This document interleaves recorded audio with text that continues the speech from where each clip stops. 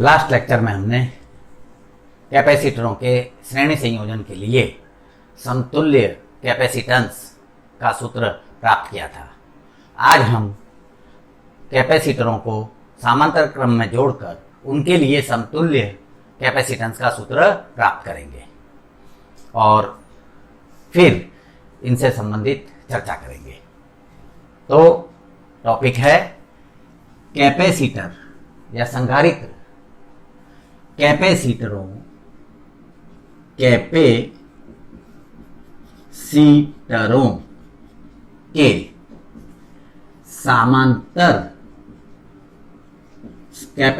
के समांतर संयोजन के लिए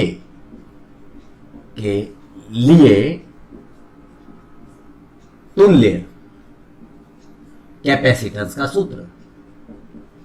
कैपेसिटेंस को ही धारिता भी कहते हैं। तुल्य कैपेसिटेंस या धारिता का सूत्र, इसे हम सीखेंगे। कैपेसिटरों को हम समांतर में जोड़ते हैं तो वो किस तरह से जुड़ते हैं इसको हम समझें। कोई भी चीज दो तरह से हम जोड़ सकते हैं, श्रेणी में, समांतर में। श्रेणी हमने सीखा था, आज हम समांतर को चर्चा करेंगे। तो सुविधा के लिए हम 2, 3, 4 कितने भी कैपेसिटर ले सकते हैं, पर यहाँ पर हम 3 कैपेसिटर लेंगे और उसके लिए सूत्र बनाएंगे। फिर जो सूत्र 3 कैपेसिटरों के लिए होगा वो सूत्र कितने ही कैपेसिटरों के लिए भी लागू पड़ता है। तो 3 कैपेसिटरों को लेंगे, समांतर में जोड़ रहे हैं। यहाँ कैपेसिटर को हम परिपथ के संकेत के रूप में लेंगे, क्योंकि हमें तुल्य कैपेसिटेंस या तुल्य धारिता का सूत्र प्राप्त करना है, इसलिए हम परिपथ के संकेत का उपयोग करेंगे। 3 कैपेसिटर ले रहे हैं। ये रहा पहला कैपेसिटर, ये रहा दूसरा कैपेसिटर, ये रहा तीसरा कैपेसिटर। ये हमने 3 कैपेसिटर लिए। ये कैपेसिटर, पहले इसका कैपेसिटेंस है C1, जो दूसरा कैपेसिटेंस है इसका कैपेसिटेंस है C2, और जो तीसरा कैपेसिटर है उसका कैपेसिटेंस है C3।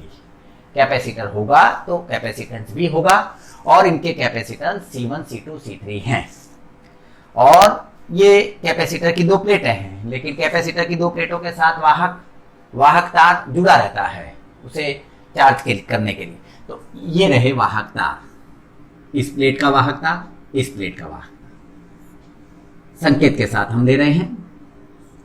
तो 3 कैपेसिटर हमने लिए, और समांतर में जोड़ने का ये मतलब है, ये जो वाहक तार हैं, ये जितने भी कैपेसिटर हम जोड़ रहे हैं उन सभी कैपेसिटरों का एक सिरा एक बिंदु पर जुड़ा होना चाहिए, सब जुड़े होने चाहिए एक बिंदु पर, और उनका दूसरा सिरा दूसरे बिंदु पर जुड़ा होना चाहिए, कॉमन होना चाहिए। पहला सिरा किसी एक बिंदु पर कॉमन होना चाहिए और दूसरा सिरा दूसरे बिंदु पर कॉमन होना चाहिए, तब हम कहते हैं कि ये समांतर में जुड़ा है। तो जरा देखें, यहां मैं बिंदु A कहता हूं, ये रहा बिंदु A। मैंने अभी बताया कि एक सिरा एक बिंदु पर जुड़ा होना चाहिए। तो कैपेसिटर C1 का ये वाला प्लेट का सिरा ये जुड़ा A पर, इसका भी ये सिरा A पर, और इसका भी ये सिरा A पर।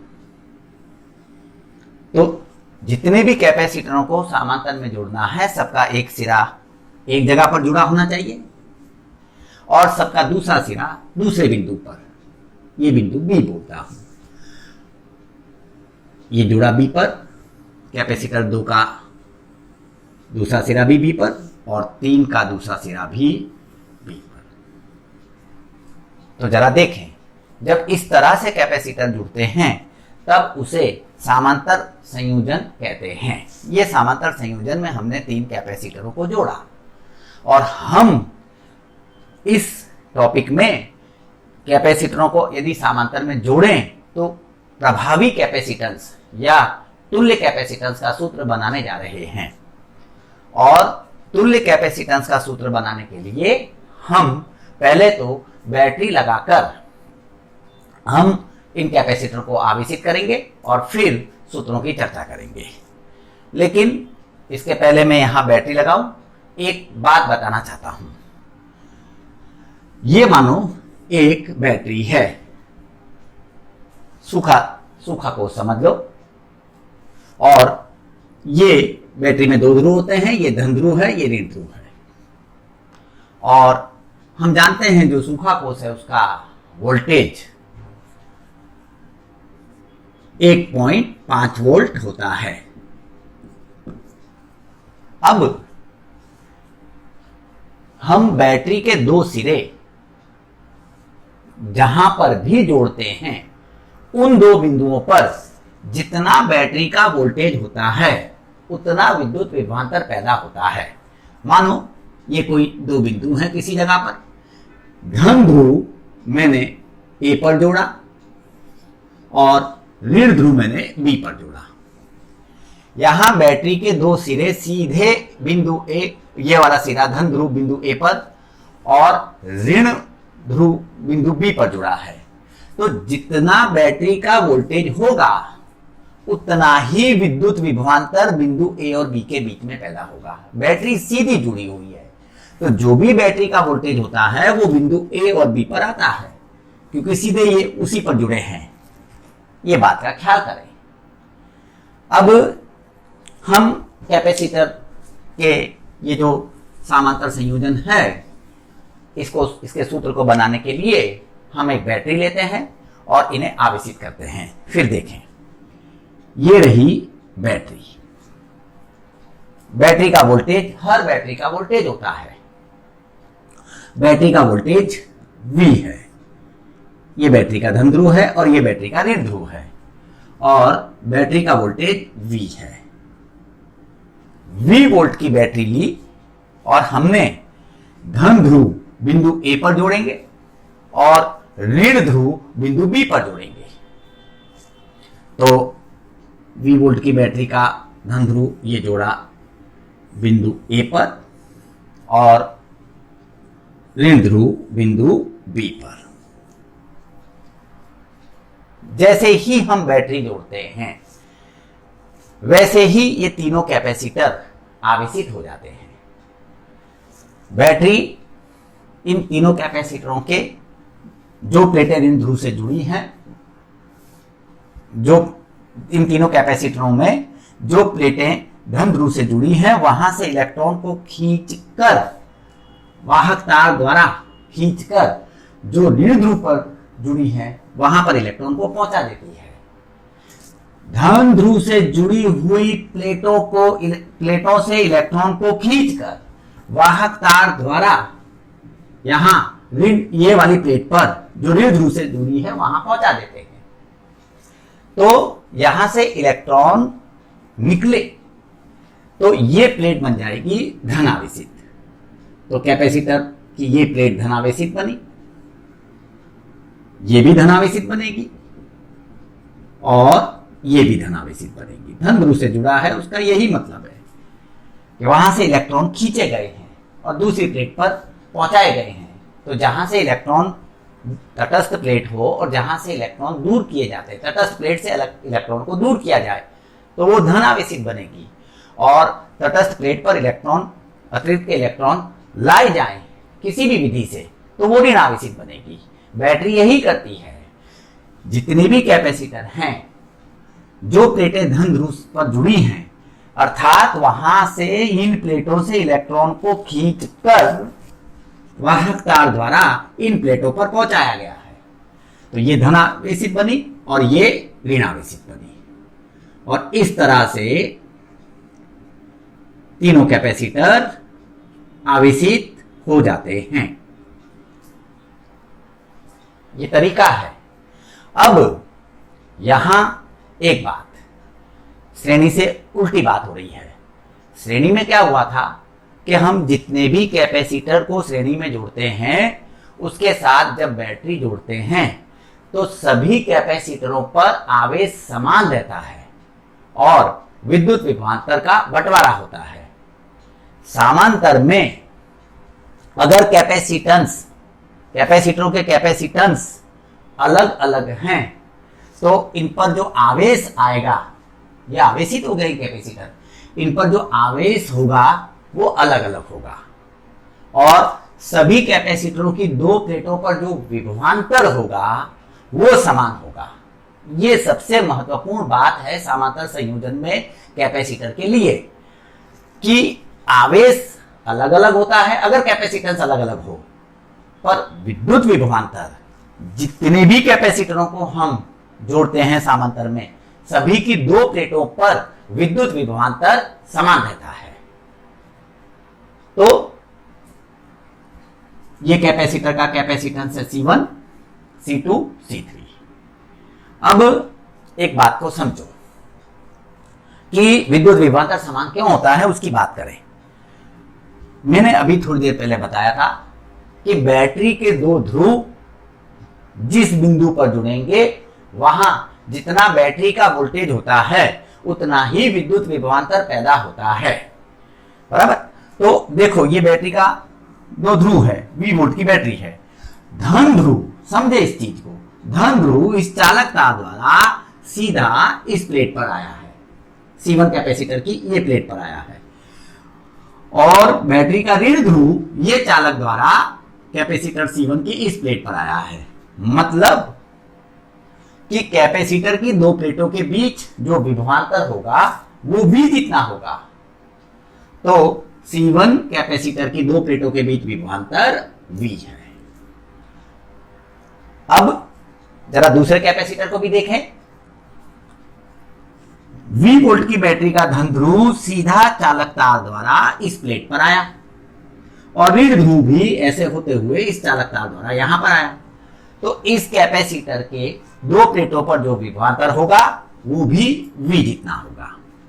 बैटरी के दो सिरे जहां जुड़े होंगे वहां बैटरी के वोल्टेज की जितना ही विभवांतर होगा। ये चीज का हमने देखा था और उसी का हम यहां पर उपयोग करके प्रत्येक कैपेसिटर की दो प्लेटों पर विभवांतर क्या हो रहा है वो समझ रहे हैं। और वैसे ही जो तीसरा कैपेसिटर है उसको भी देखें।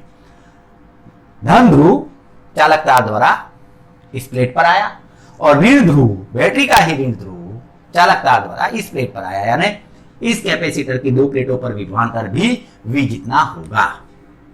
तो हमने तीन कैपेसिटरों को समांतर में जोड़ा है।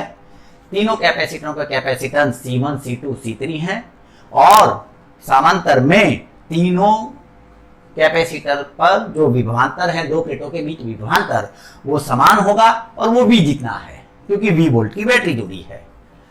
अब कैपेसिटर जब समांतर में जुड़ते हैं तो विभवांतर तो समान होता है परंतु आवेश अलग अलग होता है।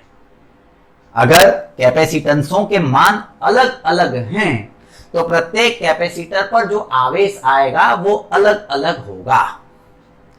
उसका कारण है, एक तो यहां समझे, कैपेसिटर का मूल सूत्र है Q बराबर CV। V सभी का समान है। Q बराबर CV वाला सूत्र मैं सब पर लागू पाड़ रहा हूं एक एक करके। V सभी के लिए समान है लेकिन C अलग अलग है। C अलग अलग होने से Q भी अलग अलग हो जाएगा। और ये असमानता कम ज्यादा किस पर निर्भर करती है वो भी हम जानते हैं। जितना कैपेसिटर का कैपेसिटेंस ज्यादा होता है उतना उस पर आवेश ज्यादा आता है और जितना कैपेसिटर का कैपेसिटेंस कम होगा उतना वह कम आवेशित होगा। और अगर इस तरह से समांतर में जुड़े हुए तमाम कैपेसिटर तीन हैं, तीनों कैपेसिटरों के कैपेसिटेंस समान होते तो आवेश भी समान आता। तो जो कैपेसिटर पर आवेश आता है वो उसके कैपेसिटेंस पर आधारित है। समांतर में जितना C अधिक उतना Q अधिक, और इसलिए यहां पर मैंने प्रत्येक के कैपेसिटेंस को अलग अलग लिया है। C1, C2, C3 V समान है तो माना जो ये वाला कैपेसिटर है पहला, उस पर जो आवेश आया है वो है Q1। जो आवेश है इस पर धन इस पर ऋण, Q1 जितना आवेश है। इस कैपेसिटर पर जो आवेश है वो है Q2 और तीसरे कैपेसिटर पर जो आवेश है वो है Q3। तो समांतर का ये गुणधर्म हम समझते हुए काम करेंगे, बहुत ज्यादा उपयोगी गुणधर्म है। अब जो कैपेसिटर का मूल सूत्र है जरा वो हम इनके लिए लगाए, तो तीनों कैपेसिटरों के लिए तो हम क्या कह सकते हैं, हम कह सकते हैं कि समीकरण देखें कि पहला समीकरण होगा यहां Q1 बराबर C1 इंटू V। कैपेसिटर का मूल सूत्र हम पहले कैपेसिटर पर लगा रहे हैं, समीकरण 1। Q2 बराबर C2 इंटू V, समीकरण 2। Q3 बराबर C3 इंटू V, समीकरण 3। C1V, C2V और C3V। अब कैपेसिटर की जो मूल बात है उसका उपयोग करें तो समांतर संयोजन में यह होता कि इस क्रम में समांतर संयोजन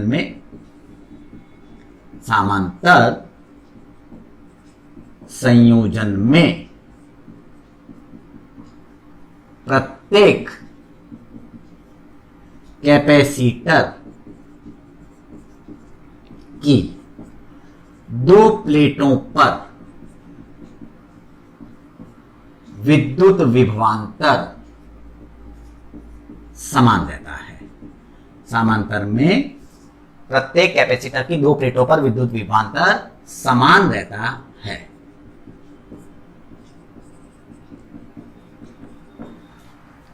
दूसरी बात, परंतु विद्युत आवेश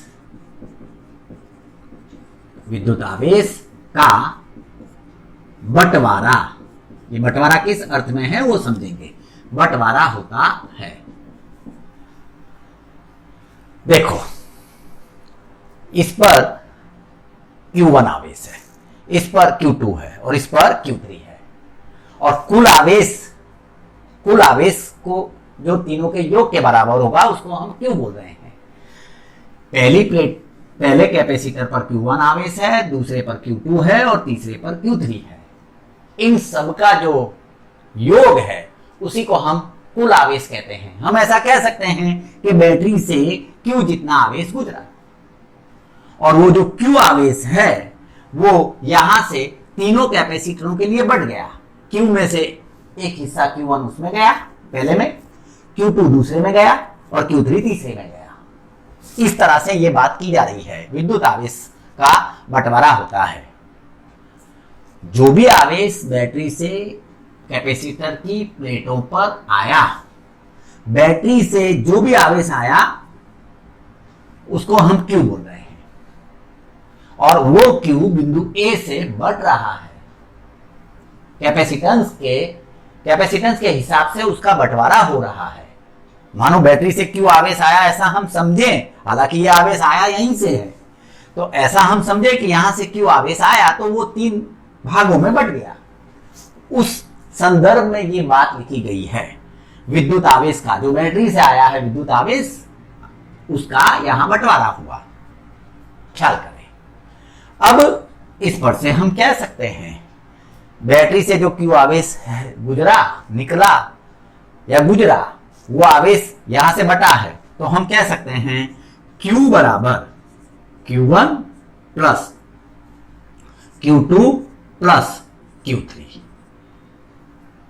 जो भी आवेश यहां से निकला है वो यहां से बटा है, तो Q बराबर Q1 plus Q2 plus Q3, समीकरण 4।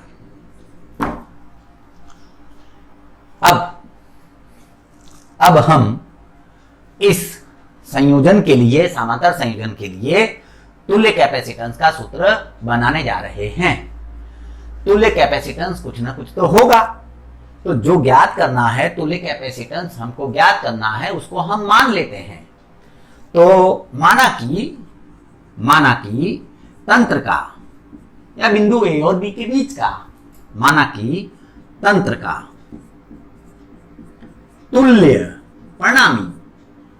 तुल्य कैपेसिटेंस बराबर, माना कि तंत्र का तुल्य कैपेसिटेंस C है। यही हमको ज्ञात करना है, इसी का सूत्र ज्ञात करना है। तो माना कि तंत्र का तुल्य कैपेसिटेंस C है। अब तुल्य के मतलब को समझें। तुल्य का मतलब है बिंदु A और B के बीच जो हमने 3 कैपेसिटर C1, C2, C3 लगा रखे हैं वो हटाएं और उसकी जगह पर अकेला C मान वाला, C धारिता वाला कैपेसिटर लगाएं। तो और फिर वही बैटरी लगाएं। तो जितना पहले आवेश निकला था, गुजरा था बैटरी से, उतना ही तुल्य के समय भी गुजरेगा। तो जरा देखें, अब मैं फिर A और B बिंदु लेता हूं। ये बिंदु A और ये बिंदु B, और ये रही बैटरी, और ये रहा C मान वाला कैपेसिटर।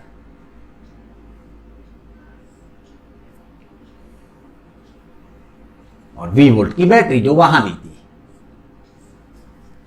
तीनों कैपेसिटर हटा दें और उसके बदले अकेला C मान वाला कैपेसिटर लगाएं और बैटरी लगाएं। तो जितना उस समय बैटरी से आवेश निकला था कैपेसिटर की प्लेटों के लिए, उतना ही इस समय भी निकलेगा। तो ये लगा दी बैटरी, ये चालक तार है, ये बैटरी लगा दी। तो उस समय बैटरी से कितना आवेश निकला था? Q। तो यहां पर भी कितना निकलेगा? Q। तो Q आवेश निकलेगा, और वो आवेश एक ही कैपेसिटर है, इस पर आ जाएगा, स्थापित हो जाएगा। ये है पूरा बात। 3 के समय जितना आवेश निकला था उतना इस अकेले तुल्य के समय भी निकलेगा। तो Q आवेश यहां पर स्थापित हो गया, कैपेसिटेंस है C, और बैटरी सीधी जुड़ी हुई है, तो विभवांतर है V। अब जरा इसके लिए मूल सूत्र लगा दे, जो कैपेसिटर का सूत्र सीखा था वो इसके लिए भी लगा दे। तो हम कह सकते हैं Q बराबर CV। प्लेटों पर आवेश Q है, कैपेसिटेंस C है और विभवांतर V है, तो हम कह सकते हैं Q बराबर CV। समीकरण 5 बराबर 4 और 5 से बराबर। तो ये आएगा CV बराबर Q1 plus Q2 plus Q3।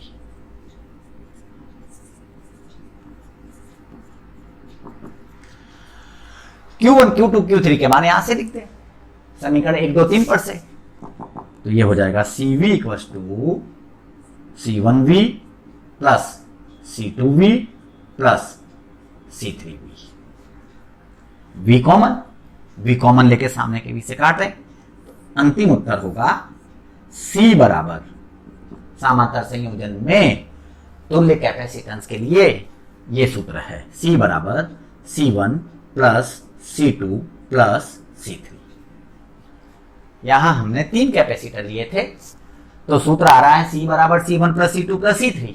यदि n कैपेसिटर लिए होते कितने भी, तो ये सूत्र हो जाता C1 plus C2 plus C3 plus plus Cn।